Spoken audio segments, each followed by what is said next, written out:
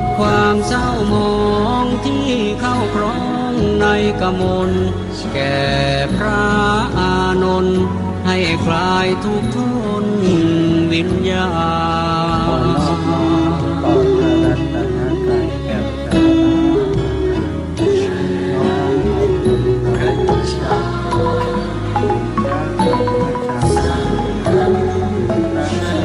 ข้าเจ้าคุณพระอรหันตเจ้าอริยสงฆ์เจ้าจุตนจุองค์ได้เมตตาแผ่บารมีมาพกเก่าเกศาพกห่มหักษาครูบาอาจารย์พระมหาเถระพระเทรานุเถระเพื่อนสหธรรมิกสหพรหมจารีทุกรูปทุกองค์พกห่มหักษาศรัทธาสาธุชนคนดีโยมพ่อโยมแม่โยมพี่โยมน้องทั้งหลายที่ติดตามรับฟังรายการสารธรรมยามค่ำตั้งสถานีวิทยุเพื่อเผยแผ่พระพุทธศาสนาในนามคลื่นสีขาวเพื่อชาวประชาวัดบรรพตสถิตอำเภอเมืองจังหวัดลำปางซึ่งออกอากาศณวัดบรรพตสถิตอำเภอเมืองจังหวัดลำปางในเมตตาของครูบาอาจารย์ท่านอาจารย์พระมหานพดลสุวรรณเมธีสมปานเจ้าอาวาสวัดบรรพตสถิตหาได้เมตตาตั้งสถานีขึ้นมาโดยเชื่อมร้อยกับเครือข่ายสายบุญของคลื่นสีขาวศรัทธาญาติโยมก็ทำให้เป็นอีกสถานีหนึ่งในจังหวัดลำปางที่จะมีรายการธรรมะจากครูบาอาจารย์คลื่นสีขาวได้ออกอากาศให้ศรัทธาญาติโยมท่านสาธุชนทั้งหลายได้สดับรับฟังทุกวันหลายชั่วโมงวันละหลายชั่วโมงเนาะ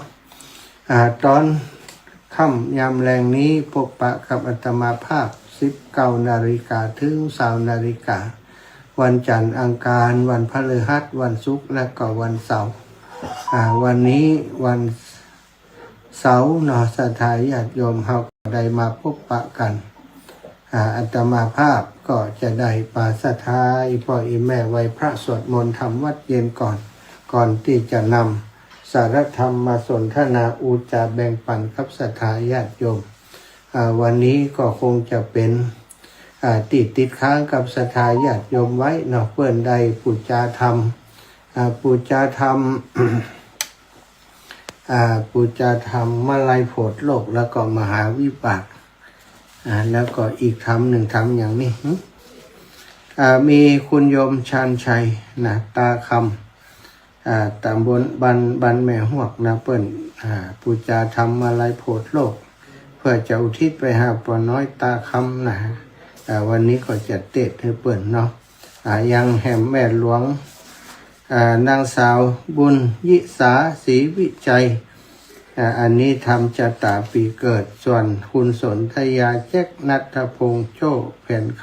ำอันนี้ทำมหาวิปากตานไปหาปล่อยจำนงแผ่นคำก็วันนี้จะเตะทำมาลัยโพธิ์โลกนะสำหรับของคุณยุมชันชัยแต่ก่อนอื่นจากปาสทายพ่อแม่ไว้พระสวดมนต์กันเนาะกราบพระพร้อมกันนะกราบหนึ่งพุทโธเมนาโถกราบสองธัมโมเมนาโถกราบสามสังโฆเมนาโถอิมินาสกาเรนะพุทธังอภิปูชยามิอิมินาสกาเรนะธัมมังอภิปูชยามิอิมินาสกาเรนะสังฆังอภิปูชยามิอระหังสัมมาสัมพุทโธภควาพุทธังภควันตังอภิวาเทมิกราสวากขาโตภควตาธัมโมธัมมังนะมัสสามิกราสุปฏิปันโนภควโตสาวกสังโฆสังฆังนะมามิกราบ นะโมตัสสะภะคะวะโตอะระหะโตสัมมาสัมพุทธัสสะนะโมตัสสะภะคะวะโตอะระหะโตสัมมาสัมพุทธัสสะนะโมตัสสะภะคะวะโตอะระหะโตสัมมาสัมพุทธัสสะพุทธังสรณังกัจฉามิธัมมังสรณังกัจฉามิสังฆังสรณังกัจฉามิทุติยัมปิพุทธังสรณังกัจฉามิทุติยัมปิธัมมังสรณังกัจฉามิทุติยัมปิสังฆังสรณังกัจฉามิตติยัมปิพุทธังสรณังกัจฉามิตติยัมปิธัมมังสรณังกัจฉามิตติยัมปิ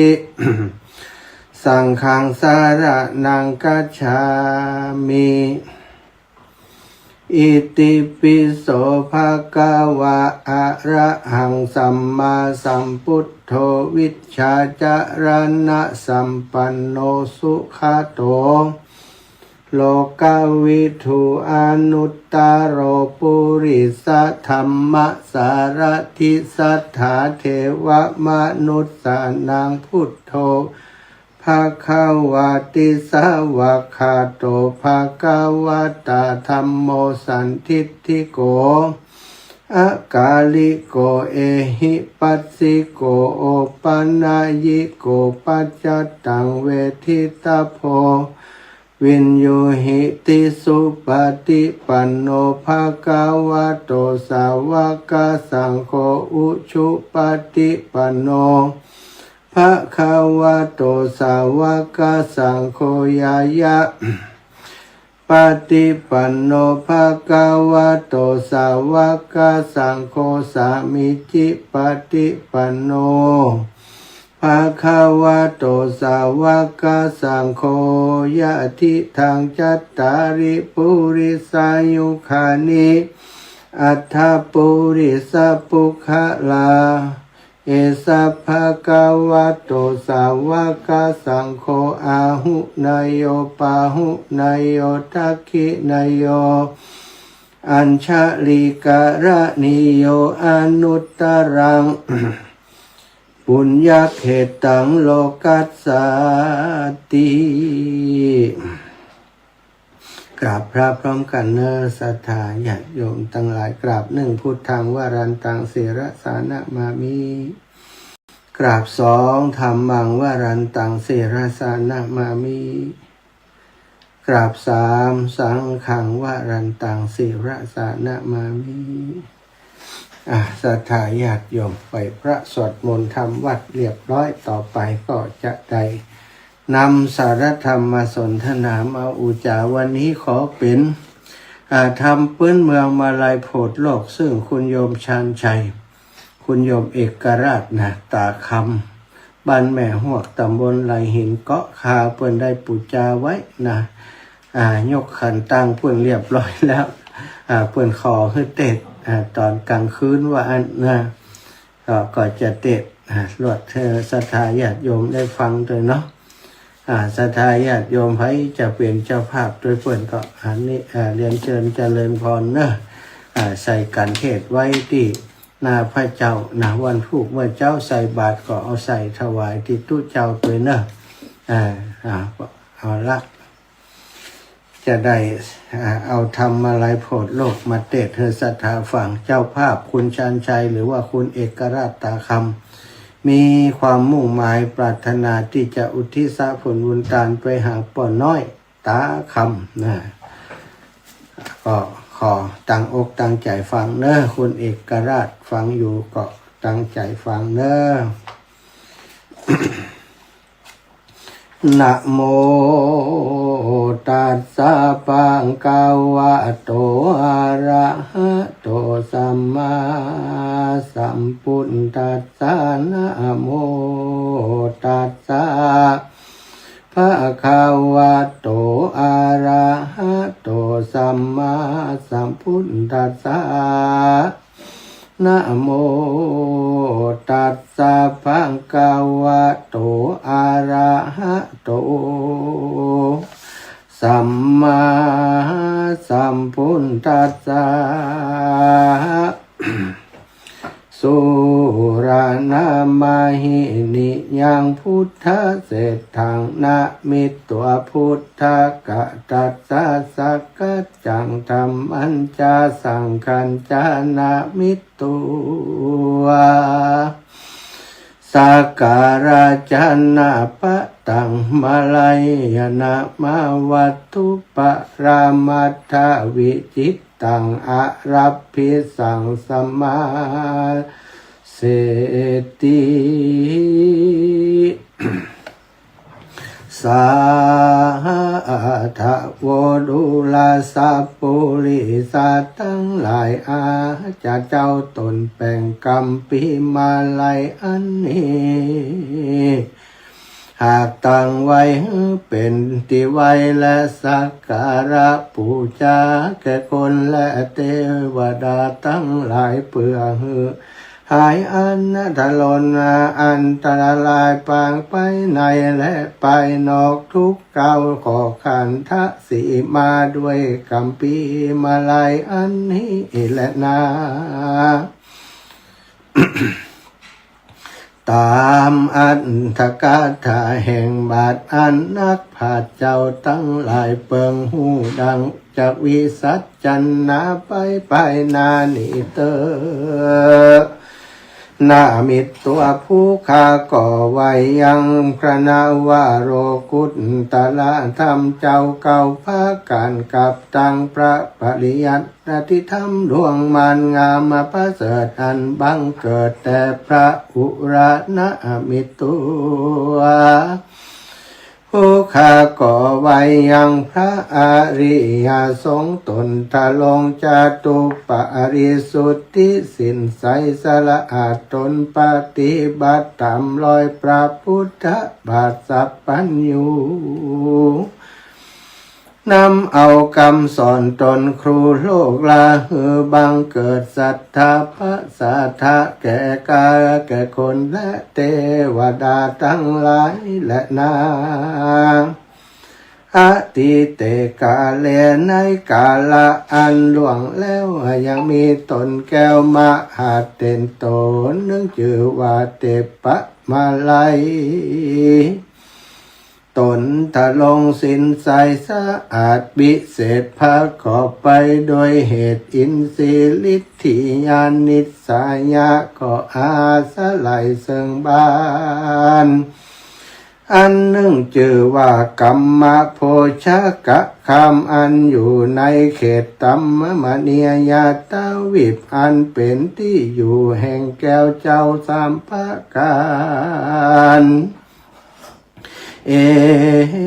กทิวะสังยังมีในวันหนึ่งใส่มหาเถรเตปะมาลัยตนองค์อาจเจ้าก็กราขาดไปสู่ยังนรกเพื่อจักยกเอาผุงเพศอันใดสังเกตเหมือนมาปวิสิตตัวเจ้าก็เข้าไปสู่ยังสำนักแห่งพระยายมพิบาลวันนั้นและนาในเมื่อพระยายมมาลาทันแล้วยังตนแก้วเทปะมาลัยก็พาสลายแจงจอดจะหลัดรู้รอดทุกอันว่าพันเตข่าวไว้เจ้าตนบุญมากเจ้ากูลุกจากพระเตศเขตใดมานั้นจาติปากาโตมหาเตนเทปะมาลัยก็ขานคำไปเลี้ยวรีบว่าเฮาลูกจากจุมปูติบเมืองคนมากมีกำผาธนามักใครโพดผุงสัตตาอันนาต้องตดอยู่ในอบายแต่ดีหลียามาลาจาอาหะพระยายมมราชจิงยิกยกนิ้ววัดวันตาว่าข้าแต่เจ้ากู ผู้มีบุญญาภาละมีมากจบจะหลาดรู้รอดอันว่าเจ้าเมืองนอกจมปูเขายังกระทำบุญมีมากหรือว่ากระทำบาปมีหลายนั้นจะเตสัตตาอันว่าสัตว์ทั้งหลายมวลมากเขาละขับไว้เมืองคนป้าตนนะตัวป้าตนตัวเข้ามาสู่มาอยู่ห้องอบาย ยังมีหลายเรือล้นเขาก็พาทานาไข่ปนจากทุกโตดใครสะเวยสุขโสดสำราญด้วยบุญสมปานพระเป็นเจ้าพ้องแด่พองเตตีนันนาประมหาเตนเตปะมาลายังทะลงสินใสสะอาดเจ้าก็ลีลาดไปหน่วยยังฝูงหมูสัตว์นรกอันต้องตดมีอยู่หลายกฎหลายแสนเจ้าก็ไปสู่แดนนรก8 แห่งอันกรรมวิบากตกแต่งฮือเป็นไปมีตนว่าวิตารานีมอใหญ่โลหะกุมปีใจปอดีอสุตตนรกมีขอบเขตสังฆาตนรกเป็ดปุนกว่าตายแล้วกลับกายมาเป็นตัวดังเก่าอเวจีนรกนั้นเล่าล้อนเอาโดยฟ้องไฟบังเกิดเธอเป็นไปหลายยังโลลุวานารกเป็นดังเครื่องโกงจักสันตะนารกพลักปับแผ่วรอดวิไลยะนรกขอดสุดไป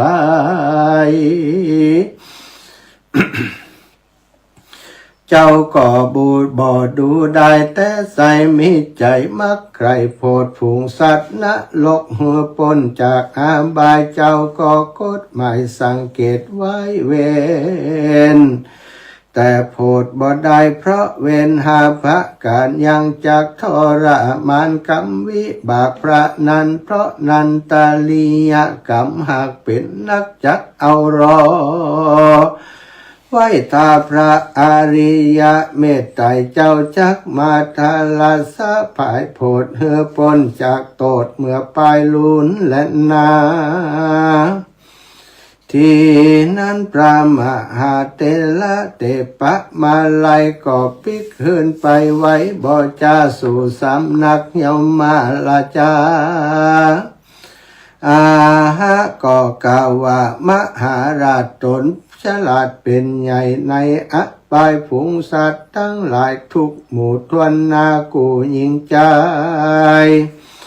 อันถ้าลงทุกในอบายยังมีหลายมากล้นเขาบ่ได้พ้นก็คือพวกกะทำเวรหาภาการยังรอ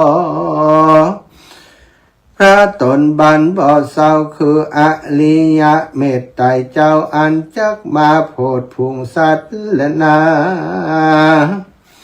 ยะมาลาจาพระญายมราชก็ยกมือขึ้นขาบวันตาว่าข้าแต่เจ้าตนมีบุญมากตนกรุณาโพดพุงสัตว์โลกสาธุดีหลีอันหนึ่งผู้ข้าขอสั่งกรรมขอเมตตาไปบอกแก่เจ้าเมืองนอกจมปูเขารีบเร่งกระทำบุญตันหักษาศีลภาวนาอย่าใดขาดอย่าใดพระมาตลาสาอย่าได้เขาได้ปิกปอกขึ้นมาที่เก่าอย่ามาถ้าลงทุกเหล่าอเวจีเขานี่ไปไกลหลีกเว้นพ้นจากต่างเส้นเข้าสู่อบายขอนิมนต์พระเป็นเจ้าจุงได้พ่ายแพ้เอากรรมนี้ไปบอกแก่เจ้าจุมปูข้าเขาได้กระทำปานาติบาตอย่าได้เข้าอำนาจแห่งตัณหามิใจโมหะโลภเอาของตัณอย่าเล่นจู้จับผัวเมีย ตนอย่าจุไหลกำสนกำสอยอย่าดื่มน้ำเหล้าหล่อยาเมาอย่ากวนเก่าดาจีติพรำอย่าใจห้ามดาปอตีแม่อย่าได้ตัดไม้สะหลีมาอาโปอย่ามั่งแก้วโกดเจดีอย่ากะทำลายแก่ภิกขุนีกะทำเหือเลือดตีนพระเจ้าออกจุงปากันพระกอบเหือเป็นหิตานุหิตาปากันมันพิจารณาจำเริญเมตตาภาวนายังเทวทูตตั้งหาก่อจักได้เป็นบุญไปแก่กล้านำไปสู่จันฟ้าและเนลปานขอนิมนต์ตันเจ้านำเอาความนี้ไปบอกแก่เจ้ามองนอกจุมปูรีบแดเตอเทโรอันวามหาเตนลาเตปะมาลายตนองค์อาจได้ยินคำสั่งพญาโยมมาราชาเจ้าก็รีบสระเด็จหนด่วนลงด้วยลวงอากาศก็มาถึงอาวัตวิหารตนถึงวันลุนมาหอดเจ้าสูงเจ้าจอดมาถึงเจ้าก็มาถือเอายังบาดนุ่งห่มขาดปริมณฑลแล้วก็สารเด็จหนไปสู่บ้านโพชนาคามอันเป็นที่เคยเอาเข้าปินดิบาทในอาวาสเกหาที่นั่นแล มนุษย์สาอันว่าคนทั้งหลายในหมู่บ้านเขาก็เป่าปกตกเตือนกันว่าดูร้ายยาวหญิงใจทั้งหลายเหยบัดนี้ท่านมหาเตนเจ้า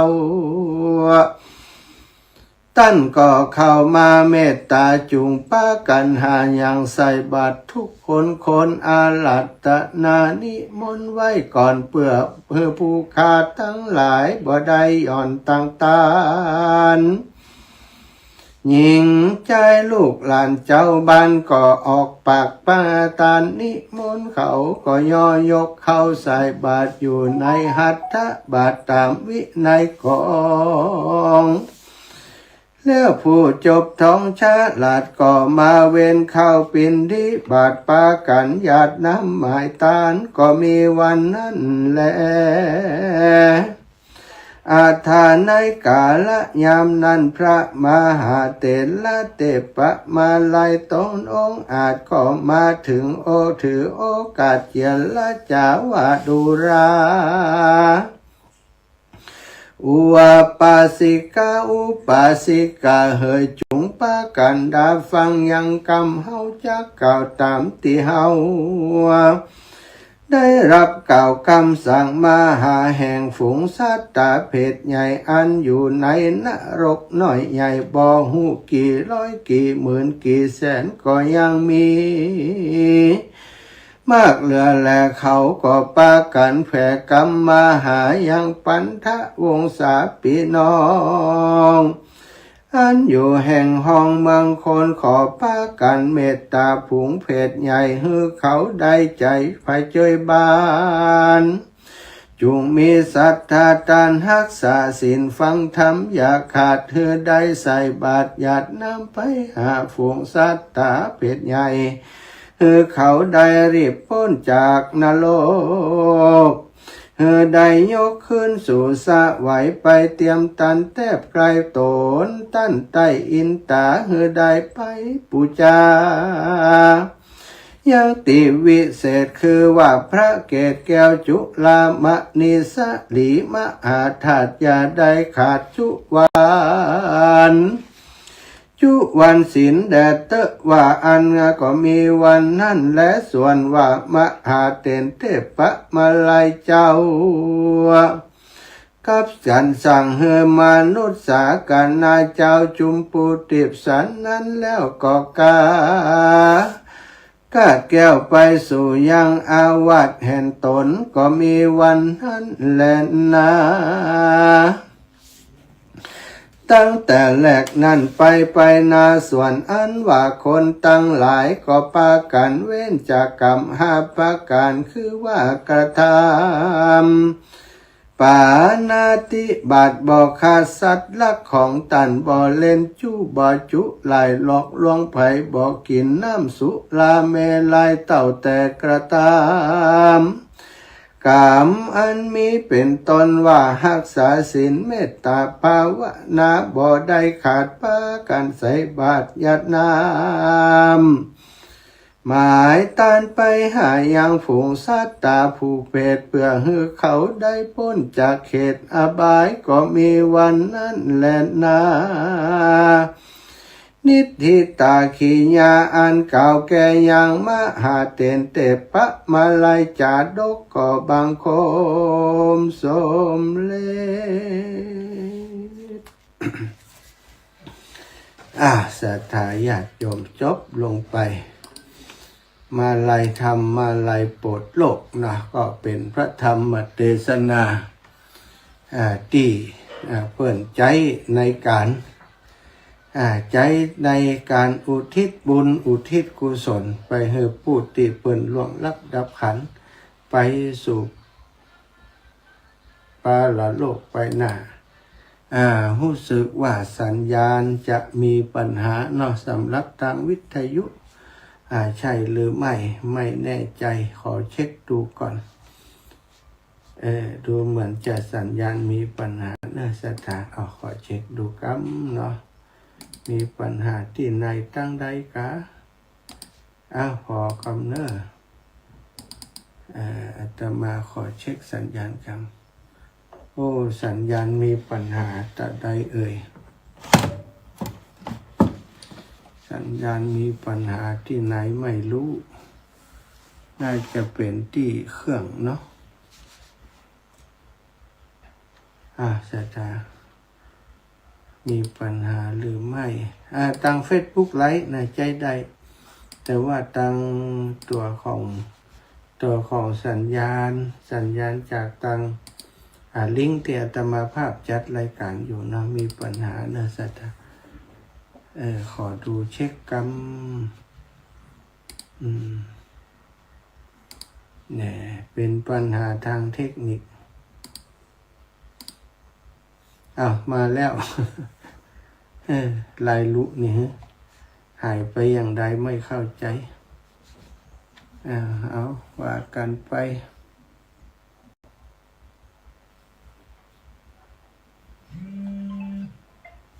ดีแล้วยังสัญญาณไปอย่างใดมาอย่างใดสัญญาณหายไปกะแม่ปิดเพลงเจ้าเป็นเพลงไปแล้วแหละเดี๋ยวก่อนเนอะไปสลับก่อนเนอะ มันรุดไปอย่างใดบ่เข้าใจเนาะสัตว์ได้ทำอยู่เนาะน่ะทำจบก่อน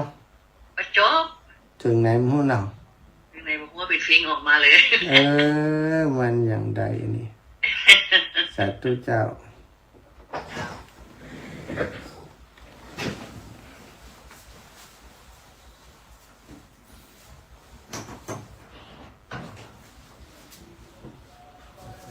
พวกเขาจ้า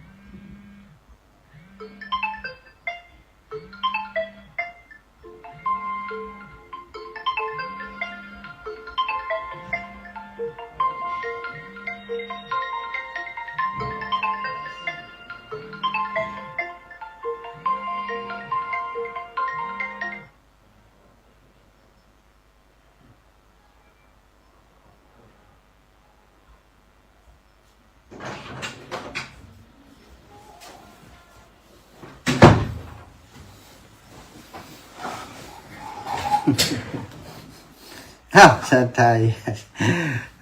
ลายลุเนอะชาตา ขอสุมาภัยกับสถาอีกปล่อยแม่ระบบมีปัญหาเนาะเป็นอย่างใดบ่ฮู้น่าจะเป็นที่โน้ตบุ๊กของอาตมามันรุดเองนะแต่คนที่ฟังตังFacebook ไลฟ์น่าจะต่อเนื่องอยู่เนาะแต่ว่าส่วนที่ฟังจาก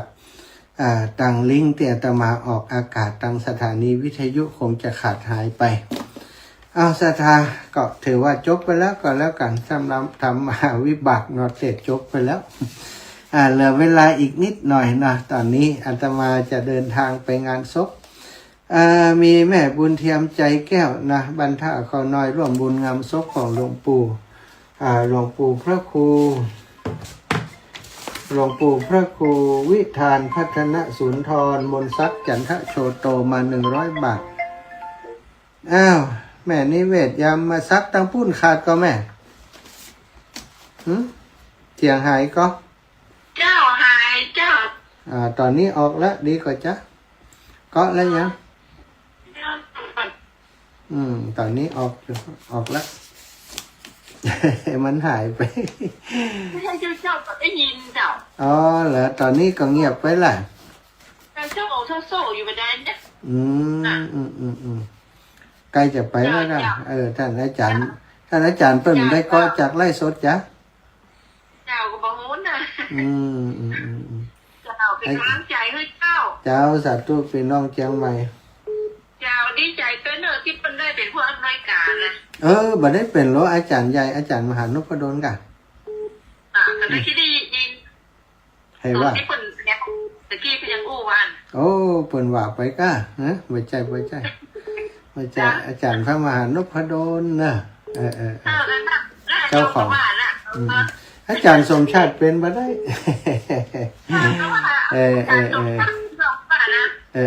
เป็นคนดูแลได้ยมแม่เป็นคนดูแลเจ้าสาธุเจ้าแม่สาธุ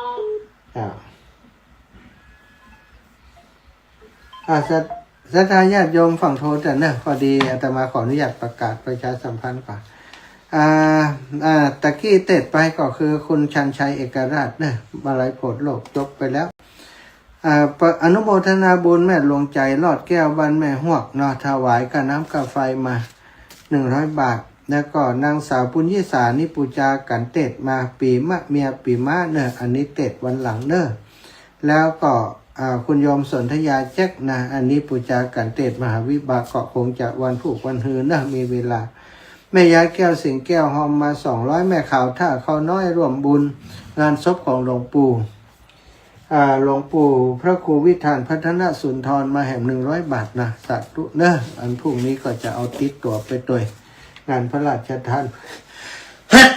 เพิ่งศพหลวงปู่อาตมาภาพเอาก๋วยเตี๋ยวไปร่วมเป็นโรงทานเนาะมีคนเปิ่นหอมมาหลายอยู่ศรัทธาจะประกาศตันหุ้นเนอะเดี๋ยวขออนุญาตศรัทธาพังโทรมาแต่อาตมาจะประกาศเรื่องอันโรงทานก่อนเนอะเพราะว่าวันพุธก็จะได้ประกาศให้เปิ่นแล้วขอกำนะแม่ศรีวันแก้วบุญเรืองบ้านฟ้อนร่วมบุญก๋วยเตี๋ยว100 บาทนะแล้วก็ห้อมหลัวพ่อบรรจบเยาวละอองแม่สุภาเยาวละอองนายชมชาญช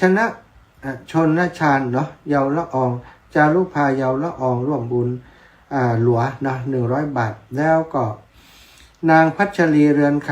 ำสุรีเรือนคำพงศกรเรือนคำสุดสนิทเรือนคำร่วมบุญก๋วยเตี๋ยว100 บาทแล้วก็บุญก๋วยเตี๋ยวแหม101นายขวัญชัยมูลเมืองบ้านฟ้อนแหม100 บาททำบุญตานงานศพหลวงปู่100 บาทนะแล้วก็แม่อาลีสีที่บุญธรรมร่วมบุญก๋วยเตี๋ยว100ร่วมบุญงานศพแหม100นะรวมเป็น200แม่ย่าเรียบวังสมบัตินะร่วมบุญกับโยมน้องสมจิตนะก๋วยเตี๋ยว10 กิโลในงานหลวงปู่เนาะรวมกันเป็น250โยมน้องสมจิตจะเอาลงทานไปด้วยส้มตำข้าวเหนียวส้มตำแม่จันนวลแก้วร่วมบุญก๋วยเตี๋ยวกับพระอาจารย์100 บาทเจ้านะในงานศพหลวงปู่วัดใต้แหนพ่อประเสริฐแม่สมนึกบ้านฟ้อนร่วมบุญหลวงปู่100 บาทแม่ฟองแก้วจิตมั่นร่วมบุญงานศพหลวงปู่60 บาทคุณครูวรรณายุติชาตินะ ร่วมบุญงานศพหลวงปู่50 บาทพ่อนี้แม่ยุพินสิริชัยบานฟ้อนร่วมบุญงานศพหลวงปู่วัดตาแห่น120 บาทแล้วก็แม่ยายเกียงกิ่งก้ำพร้อมลูกหลานร่วมบุญงานศพหลวงปู่50 บาทเนาะวัดตาแห่นแม่นวลศรีพันธุ์ที่สืบร่วมบุญงานศพหลวงปู่วัดตาแห่น100 บาทวันแม่เกยสุภาพรคำปงทิพย์พร้อมครอบครัวบานฟ้อนร่วมบุญก๋วยเตี๋ยว100 บาท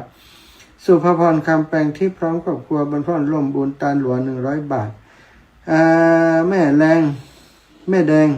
ศรีวิชัยหน่วยนะบันตาร่วมบุญตาหลวง80 บาท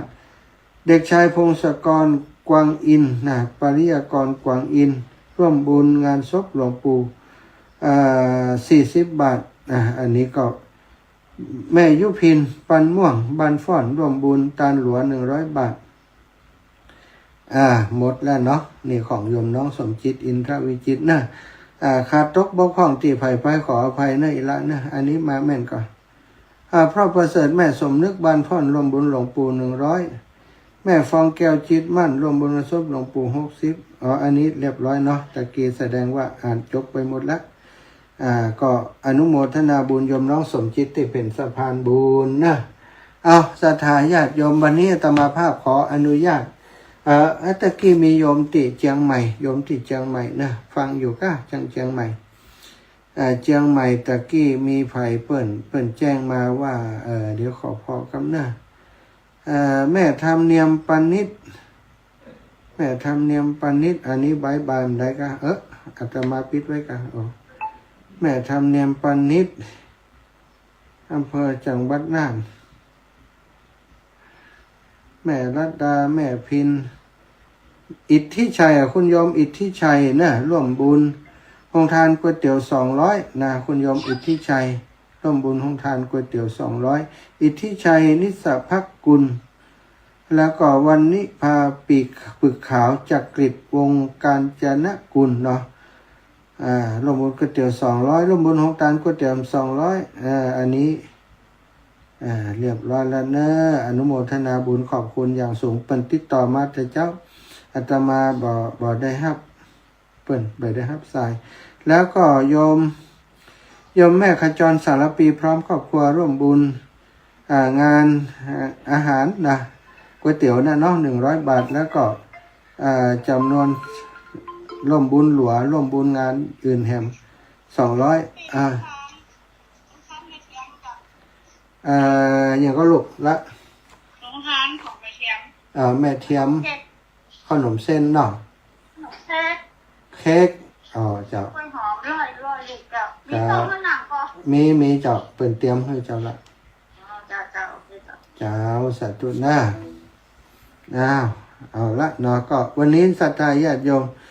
ตกหล่นไผ่ไปขอสุมาภัยก่อนเนาะแล้วก็พรุ่งนี้จะเก็บตกให้กำเนาะเก็บตกแหมรอบหนึ่งกันแล้วกันแม่บัวลอยสายเขียวอันนี้ประกาศไปให้แล้วกันวันก่อนเนาะแม่บัวลอยสายเขียว100 บาทแม่ทองสุกและกันทะ100 บาทนีลรัตน์อินตยศ100 บาทถวายลงทานวันที่25เนาะรวมกันเป็น300อนุโมทนาโยมแม่เนอะ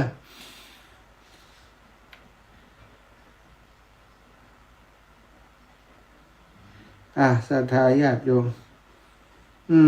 หมดเวลาหมดอาตมาจะไปงานศพศรัทธาวันนี้โทรในรถได้เนาะแต่ว่าช่วงที่ตอนนี้ตั้งแต่ตอนนี้ไปก็อาตมาจะเปิดเพลงธรรมะไปก่อนเนอะศรัทธาญาติโยม0808844173ไปฟังในรถเอากันแล้วกันเนอะ